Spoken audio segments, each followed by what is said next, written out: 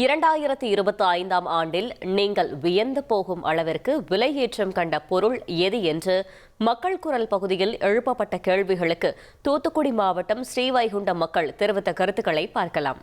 ஒரு சாதாரண ஏழை ஒரு குடிசை வீடு கட்ட வேண்டுமானாலும் அவன் பயன்படுத்துகின்ற அந்த பொருட்கள், அதாவது மண், கல், ஜல்லி, இரும்பு இவைகளெல்லாம் தாறுமாறாக உயர்ந்திருக்கிறது.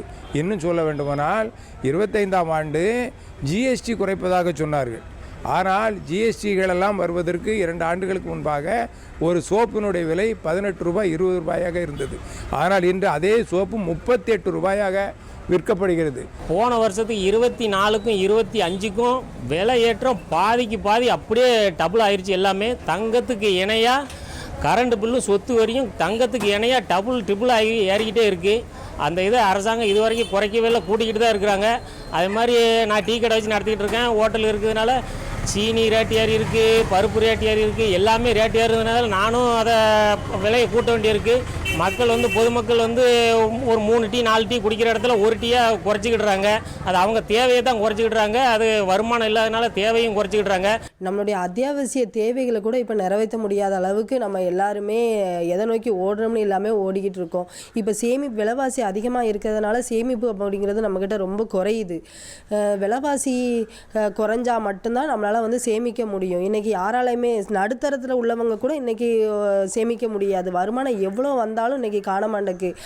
வருமானம் அதே வருமானம் வருது. ஆனால் நம்மளுடைய தேவைகளும் விலைவாசியும் அதிகமாக இருக்கிறதுனால நம்மளுடைய தேவைகளை குறைச்சிக்கிட்டே தான் வரோமே தவிர விலைவாசி எந்த விதத்திலும் குறையல. முன்னாடி இருந்த காலத்தை விட இப்போ மின்சார கட்டணம் ரொம்ப அதிகரிச்சிருக்கு.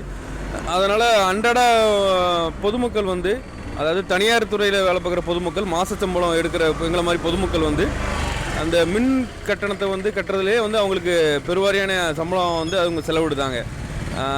அதுபோல் அன்றாட தேவையான இந்த காய்கறிகள், அப்புறம் பலசர ஜாமாக்கள், அப்புறம் மின்சாரத்தை மூலமாக உற்பத்தி பண்ணுற பொருட்கள் எல்லாத்தையுமே விலையேற்றம் இருக்குது. இதனால் மக்கள் குரல் பகுதியில் ஸ்ரீவைகுண்டம் பகுதி மக்கள் தெரிவித்த கருத்துக்களை பார்த்தோம்.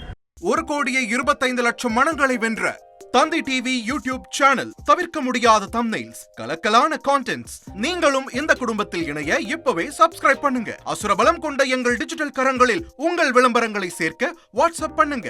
8939888378. Email advttanditv@dttv.in.